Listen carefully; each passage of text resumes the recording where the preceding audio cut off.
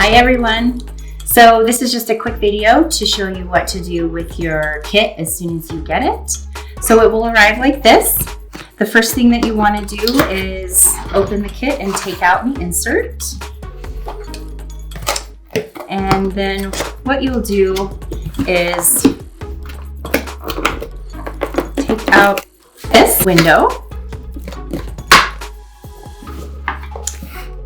And then taking a knife, you're gonna cut an X the size of the window, and you're gonna cut down about 1/2 inch to 1 inch into the block.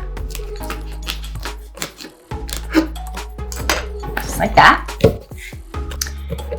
And then taking the kit out,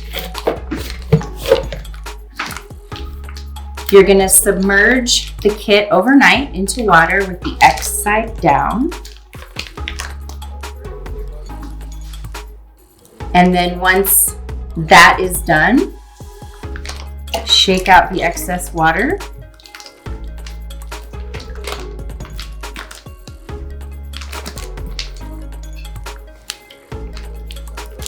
Place the kit back into the box.